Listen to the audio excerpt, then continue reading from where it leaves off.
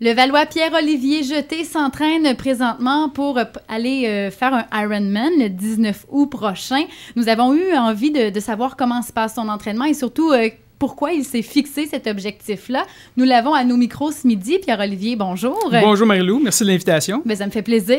Alors tout d'abord, c'est tout un défi que tu t'es lancé, un défi personnel. Pourquoi tu t'es lancé ça comme défi de participer à un Ironman? Ben, je crois que tout le monde, dans la vie, on a des rêves fous qu'on veut réaliser. Puis j'ai décidé que c'était le moment en écoutant une entrevue de M. Pierre Lavoie qui disait « Monsieur, Madame, tout le monde est en mesure de réaliser ce Ironman-là ».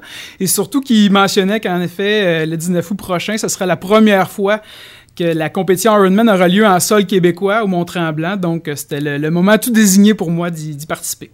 Et quand t'es pogné cette envie-là, si tu me le permets, est-ce que tu étais une personne relativement en forme? Je m'entraînais quotidiennement quand même, là, en raison d'à peu près 6 à 8 heures semaine, mais rien de particulier. OK. Alors, à partir de ce moment-là, tu as décidé de t'entraîner pour ça et tu es allé chercher de l'aide de pas n'importe qui? Non, c'est ça. Ben, j'ai eu la chance, Acton-Nouvelle étant un milieu quand même assez petit, j'ai eu la chance d'avoir quelqu'un qui m'a mentionné que Jérôme Bresson serait peut-être intéressé à m'entraîner. Donc, je l'ai rencontré et ça a cliqué et depuis janvier, là, de façon intensive, Jérôme me suit dans mon entraînement. Alors, de 6, 7, 8 heures par semaine d'entraînement, tu es passé à combien? Ben c'est ça fonctionne par bloc de 4 semaines, donc ça joue entre 10 à 20 heures semaine environ d'entraînement. Et j'imagine que ce sont des entraînements là, qui sont beaucoup plus spécifiques parce qu'il faut que tu t'entraînes pour les 3 disciplines de l'Ironman. Effectivement, donc beaucoup d'intervalles, des longues distances, de l'entraînement en salle, donc natation, course, vélo, donc on touche les 3 disciplines. Et est-ce qu'on se développe une facilité pour une des disciplines plus qu'une autre? Bien, étonnamment, la nage étant une discipline quand même assez technique, j'ai effectué de bons temps lors de mes dernières compétitions. Donc, pour moi, c'est devenu quand même une de mes forces. Donc, c'est une belle surprise. Et le vélo étant une discipline que je réalise depuis déjà plusieurs années, mais c'est là que je dois encore m'améliorer. Et est-ce qu'on se met à passer plus de temps sur nos faiblesses à ce moment-là? Oui, des fois, surtout le vélo, parce que quand même, je vais passer beaucoup de temps le 19 août prochain sur mon vélo, donc c'est 180 km de vélo que je vais avoir à parcourir, mais sinon, on touche quand même les 3 disciplines. Et là, justement, tu nous mentionnes le nombre de kilomètres à vélo. L'Ironman, finalement, ça se trouve être un triathlon, mais avec des distances plus impressionnantes, c'est ça? C'est la plus longue des distances des triathlons, c'est l'appellation. Donc, c'est 3,8 km de nage, suivi de 180 km de vélo et d'un marathon pour conclure, donc 42,2 km de course. Alors, ce sont des distances qui sont encore plus importantes, finalement, que les distances olympiques. En plein ça. Et là, tu t'es pratiqué, entre guillemets, dans des triathlons déjà depuis le début de la saison et ça s'est quand même bien passé? Oui, quand même, j'ai une belle progression, surtout le 15 juillet dernier, c'était du côté de Sherbrooke, au lac Magog. C'est une journée quand même assez chaude. On n'était pas beaucoup de concurrents parce que c'est une distance, un double olympique dans le fond. Puis il y avait un triathlon important dimanche dernier à Magog, donc on était à peu près 21 concurrents. Puis j'ai terminé 4e. Alors, c'est très bon. Est-ce que ça t'a surpris comme performance? Oui, beaucoup. Surtout quand j'ai terminé mon parcours à vélo, il y a une bénévole qui me mentionnait que j'étais 5e, puis je l'ai regardé, j'ai dit, bon, OK, arrête de me faire des blagues, là. Elle dit, non, t'es 5e. J'ai dit, OK, bon, on va se dépêcher.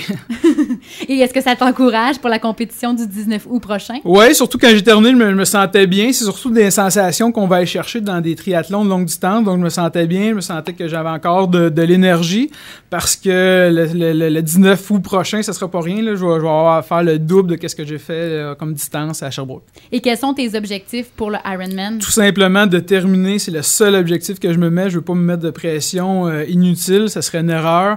J'ai parlé autant à Jérôme qu'à d'autres personnes qui ont réalisé des Ironman dans le passé, qui me mentionnaient qu'il faut respecter cette compétition-là. On sait pas ce qui peut arriver, c'est un 10, 12, 13, peut-être 15 heures de compétition dans la même journée. Donc, il faut y aller à son rythme, il faut s'écouter, il faut bien s'hydrater, manger, bien entendu, au cours de l'événement pour s'assurer de le conclure. Oui, parce que j'imagine qu'un des défis, c'est de gérer son énergie, finalement, à travers toutes ces heures de compétition-là. C'est ça, le danger, c'est de se sentir bien, puis de dire, on va pousser la machine un petit peu plus vite, puis de manquer de jus, puis de tout simplement pas terminer. Et là, ce défi-là que tu t'es lancé cette année, c'est peut-être le premier défi de plusieurs qui s'en suivront? On verra, parce que c'est quand même beaucoup de temps étant un jeune père là, de 3 enfants. Je salue qui m'écoute présentement à la maison. C'est pas toujours évident là, de jongler avec le milieu professionnel, famille, l'entraînement, mais surtout, c'est ça. C'est peut-être plus avec les élèves à l'école là, qu'on va s'amuser à se lancer des défis sportifs qu'on fait déjà depuis 4-5 ans.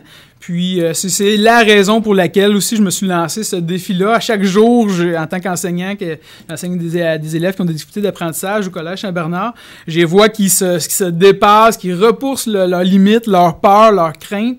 Puis, en tant qu'enseignant, moi, ce que je veux, ma philosophie, c'est je peux pas leur exiger ou leur demander quelque chose que je suis pas en mesure de faire. Donc, en voyant ça, les premiers qui ont été mis au courant, c'est mes élèves, je leur ai dit que je me lançais cette importance, ce défi-là, pour justement leur montrer que dans la vie, quand on peut se mettre des défis la barre quand même assez haute, mais si on se donne les moyens puis on travaille fort, on est en mesure d'y parvenir. Et là, tu as même mis sur pied, je crois, une fondation pour ramasser des sous. Oui, tout récemment, notre fondation est officielle là, depuis le début juillet, qui s'appelle « Les babines suivent les bottines ». Donc, d'où l'idée là, de mettre en pratique ce que je mentionnais précédemment. Puis, c'est ça, le but de la fondation, c'est de ramasser des fonds, parce qu'il faut comprendre qu'au Collège Saint-Bernard, c'est une institution privée. On est une des seules écoles au Québec, au milieu privé, à défrayer un service aux élèves ayant des difficultés d'apprentissage, qu'on parle de dyslexie, dysorthographie, dysphasie et compagnie. Malheureusement, on n'a pas les subventions comme les écoles publiques peuvent avoir du point de vue du gouvernement pour les élèves en difficulté d'apprentissage. Donc, à chaque année, c'est un combat éternel à savoir est-ce qu'on aura les moyens, parce que déjà, les parents payent un prix quand même assez important pour envoyer les élèves au collège. Donc, on ne veut pas refiler la facture non plus toujours aux parents. Donc, on trouve un des buts de la fondation, c'est de ramasser des fonds pour justement s'assurer que ce programme-là poursuive dans l'avenir. Alors, quand tu vas courir, pédaler et nager le 19 août, ce sera un peu au profit de tes élèves. En plein ça. Donc, il y a des commanditaires qui t'épaulent, qui t'encouragent dans cette cause-là. Je pense que tu voulais prendre le temps de les remercier. Oui, merci beaucoup de me le mentionner. Donc, surtout, M. Mario Daudelin, ici de ProSic à Actonville, qui m'aide énormément dans mon point de vue, mon équipement, soutien mécanique au niveau de mon vélo, la Caisse populaire de la Rivière-Noire. Merci particulièrement à M. Benoît Touchette là, qui m'a épaulé dès le début. Un autre de mes commanditaires importants, c'est M. Pascal Goulet de Construtec, ici d'Actonville, un bon ami à moi, qui me suit, qui m'encourage, aussi, ça fait chaud au cœur. Puis la pensée de Bagotte d'Actonville également, qui me soutient dans cette belle aventure. Je prends le temps aussi de dire un énorme merci à Mme Annie Gagnon, qui a fait un bel article sur moi la semaine dernière. J'étais très, très heureux de ça. Ça me fait chaud au cœur. Puis j'invite que ce soit les différents particuliers ici à Actonville ou les différentes compagnies qui voudraient me soutenir là-dedans. Comme on le mentionnait, il y a une partie qui sert bien entendu à couvrir les frais de ce beau défi. Et surtout, c'est de ramasser des fonds pour le programme qui s'appelle, dans le fond, « Voie d'avenir » au Collège Saint-Bernard de Drummondville. Alors, en terminant, peut-être laisser les coordonnées à ceux qui pourraient être intéressés à t'encourager. Bien entendu, donc je vais vous laisser mon courriel, donc PO, donc Pierre-Olivier, mes initiales, JETTE, jeté pas d'accent, A commercial, CSB, donc Collège Saint-Bernard, les premières lettres, .qc.ca. Bien, merci beaucoup, Pierre-Olivier. On te souhaite bonne chance pour le 19 août. Merci à toi. Au revoir. Bye bye.